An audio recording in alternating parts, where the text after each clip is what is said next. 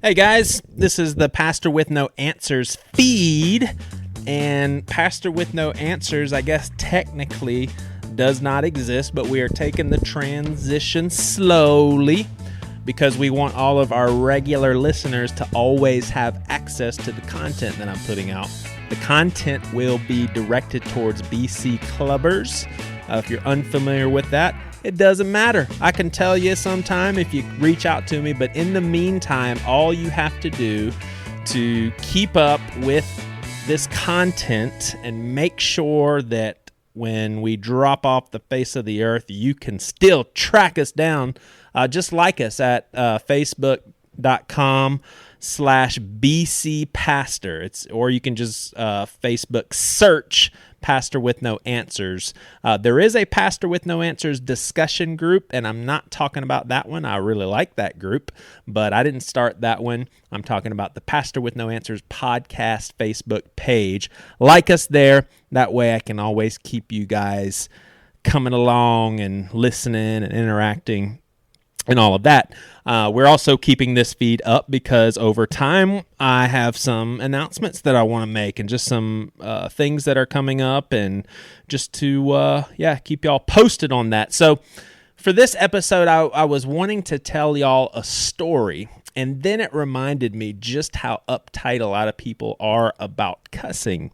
And for, I would say, years now, I've avoided this topic just because it was something that we talked about so much at the onset of Bad Christian, because people just could not believe we were Christians cussing on a podcast. And I think for a while we understood that critique because we came from the same place they did, but over time it just became white noise, and we just didn't understand why in the world or how in the world people think that there's moral value in different words. So instead of telling you a story about how I cussed in front of my kids and it was really funny and we all got a good laugh at it, before I do that, I want to go ahead and crank out a blog post that I wrote years and years ago. We used to have a blog that we populated regularly before starting Bad Christian Podcast, and I wrote a blog post called Jesus Saved My Ass. It actually was a blog post that helped grow Bad Christian. It was one of like a dozen of our posts that I guess went viral in like a miniature way, not like real viral like millions, but viral for us, okay? Viral enough is what I'll say. I'm going to read this blog post, and I'll probably interject some things here and there, but I think it is a discussion that I'm ready to revisit. So this is by Joey Svendsen. That's me. And it's called Jesus Saved My Ass. So if this title was written on a scroll back in Jesus' day, the reader may read further to find how Jesus rescued a donkey. In the 21st century, many of you will read further because you are a little offended by the title. To be honest, I understand. I used to be just like you, and I'll get to that later. But I want to talk about cuss words and the unwarranted hype that they accrue. Christians shouldn't cuss is a pretty accepted belief. But the question I want to ask here is, what the heck in the world is cussing?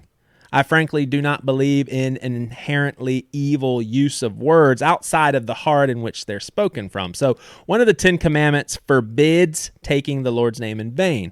One can only discern whether a person has spoken God's name in vain by having a feel for the person's heart motivation behind what was said. Here's an example of how someone's heart can determine whether or not one's words are good. Number 1, responding with fondness the news of a best friend getting a sweet new car for Christmas. Oh my gosh, dude, I hate you. That would not be a bad thing to say. Your friends, that's a phrase that means, oh man, I'm jealous, but the tone of my voice, you can tell I'm excited for you too.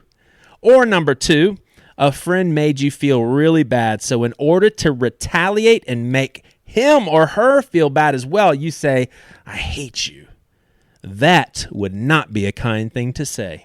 We'll go ahead and put that in the drawer, the sin drawer, We'll throw that in the sin drawer. So the following list represents additional reasoning as to why there is no evil in mere words alone. Reason number 1, synonyms with an apostrophe, so the possessive form, I'm saying synonyms, apostrophe, fallacious inequality.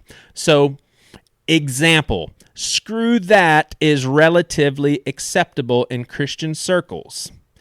I am going to go ahead and tell you that there's going to be foul language in this episode. So I'm giving you a fair warning, and I'm going to let some seconds go by so you can go ahead and push stop or tell the kids to go into another room.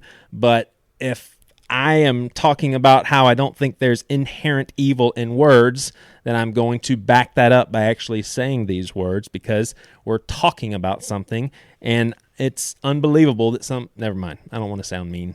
But so, an example, screw that is relatively acceptable in Christian circles, while fuck that is not. Fallacy corrected. They mean exactly the same thing. Thus, either the former is not right to say, or the latter is not a sin to say. You can't have it both ways. Reason number 2, the evolution of cuss words. Example, that sucks used to be adamantly scorned by my parents in my generation. Now I'm sure that most of these same parents have said in recent years that our economy sucks. Fallacy corrected. Given this trend, does that mean that formerly sinful words can evolve into harmless words? No. All forms of sin have always been sin and always will be. Sin is always committed against, our fellow man and not loving people. And, God is the same yesterday, today, and forever. He actually cares about us, so he sets up some parameters to take care of us. And when we go after what we want to do outside of that, it hurts us, and so God doesn't like it.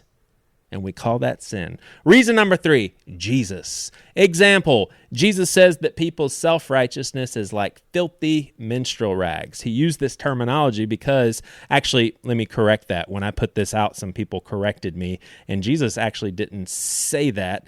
It's actually from a prophet, but I'd have to do my homework to see if Jesus even toyed around with this. But the Bible says that self-righteousness is like filthy menstrual rags. This terminology was used because it was the most accurate description of what self-righteousness really is. I'm sure this phrase back in the day would have been just as offensive as your self-righteousness is like shit would be to folks in church today if a pastor said that from on stage. So the fallacy corrected. Neither one of these expressions are sins in themselves. So, what is the point of all this? Do I want to create a Christian culture of cussing? No, it's actually pretty dumb when Christians flaunt cussing for the sake of sounding cool, hip, and edgy. Ironically, we're blamed, or we are accused of this all the time. And who knows, maybe we have done that. Maybe I have done that. But for the most part, it's just how we talk amongst each other. So this topic is quite important to me because up until about the age of 23, when I encountered a person that professed to be a Christian, in the event that I heard him cuss, I concluded that at best he had backslidden, and at worst he was possessed by legions of demons. I mean, even writing this, I can't believe I used to think this way. First of all, someone's salvation is not based on any work other than Jesus' work on the cross. And Joey Svendsen doesn't have jurisdiction in determining what words in the English language are evil. Secondly, it is fairly common for Christians to try and refrain from using words that even borderlines on cussing. I mean, unfortunately, they additionally create a whole Christian language on their own, totally aborting any words that mainstream culture is accustomed to, and simultaneously creating a Christian replacement language. Greatly, this conflicts with Jesus' efforts to relate to, befriend, and find common ground with everybody.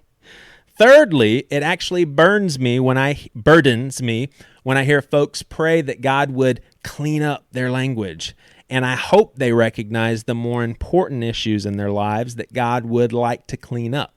While I do not want to dismiss anything that God would convict anyone from, in my humble opinion, my guess is that he gets much more uptight, so to speak, over us using discouraging words and making a regular habit of gossiping. Outside of gossip, discouragement, lying, etc., I do indeed feel that there are words in which the mere use of them can be considered evil almost all the time. For example, the vulgar terminology for female anatomy is rarely acceptable in any context, and for good reason. That's because almost 100% of the times these words are used, it's with a disrespectful, demeaning slant towards females. This is just plain old disrespectful and wrong, as is joking to a sweet old lady that her collards taste like shit. One may ask, what if there is a word that I feel is okay, but others do not? I would respond by referencing a little verse in the Bible that forbids acting in a way that is a stumbling block to others. So these things that Paul says we must refrain from are not sins in themselves, but rather sinful because they produce in others that we're around the temptation to sin. So it's clear then that we can act a certain way in front of some people that we should not act in front of others. Some call this hypocrisy and living a double standard. I call it being biblical and a kind human being. Just look at 1 Corinthians chapter 8 for some context. I certainly talk differently around my wife and close friends because they're people that know me.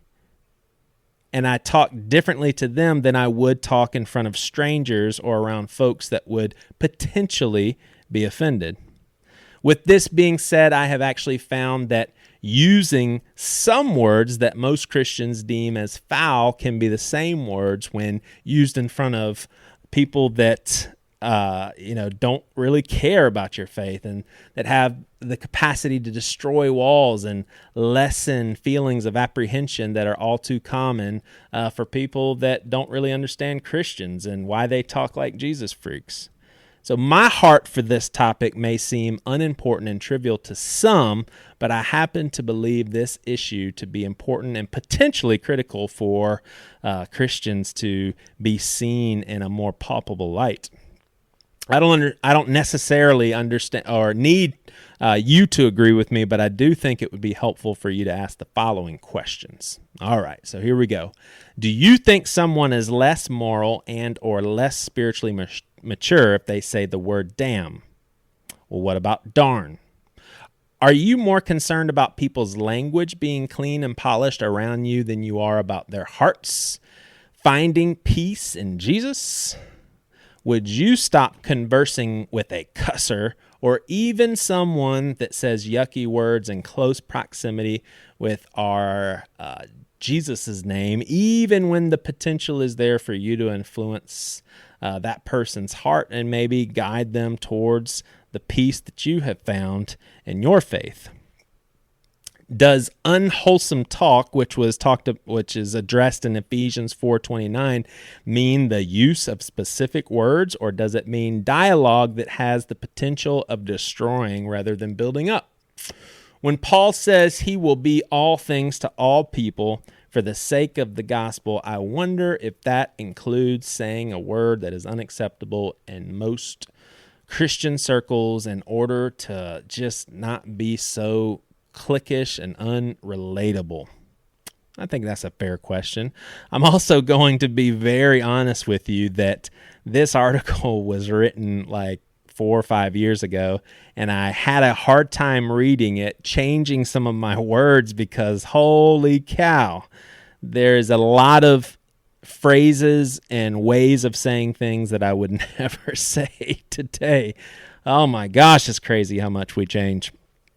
So now let me tell you, now that you understand my perspective of words, and if you are a recent or a newer listener that's offended by words, you at least know where I'm coming from when I tell you this story. So I just thought it was hilarious. My wife and two of my kids were playing a game downstairs, and I went down there, and they said, hey, why don't you play with us? And so the game kind of entailed doing something really quick with your hands, like rolling dice and trying to get a certain amount of numbers and rolling them over and over and over and over and competing with other people. So it's kind of nerve-wracking, and you feel rushed, and you're trying to get something done quickly, and you know that somebody else might get it done quicker than you, so you're just trying so hard. And so I, for some reason, I'm not that competitive a person, but for some reason I was super competitive. And when I got it, I was so relieved because I thought someone was going to beat me. The game is called Tinsel, and you're supposed to say tinsel when you win. And so to my 10-year-old daughter and my 9-year-old son and my 40-year-old wife, I got it, and I was so excited. I said, tinsel, and I pointed at my kids. I said, tinsel, bitch. And immediately I was like, I wasn't even joking. I didn't mean, and my kids just lost their minds laughing. And we had a pretty good laugh for a long while. And I'm thinking to myself, how could that not be a good thing? Now, in full disclosure, where I'm at with my kids when it comes to these words, cuss words, so to speak, is I don't want them to see words as inherently evil. But at the same time, I do want them to be respectful people. And so what I've told them is, I said, you know what? There are very little instances here in the Deep South Bible Belt in which kids your age cussing out loud, around friends whose parents wouldn't like that, or around adults. There's very few times when I think that's a super respectful thing to do. People are pretty uptight and sensitive in the South, and so just avoid that. These aren't words for kids to use, but you know what? If I ever hear them say a word here or there, even if they're just joking, I'm not going to flip out. I'm not going to jump all over their case, because I don't want them to be afraid of words that change and evolve and have no moral bearing whatsoever. The object is respect and love, and that's what I want them to really take to heart. Love you guys. Catch you next time.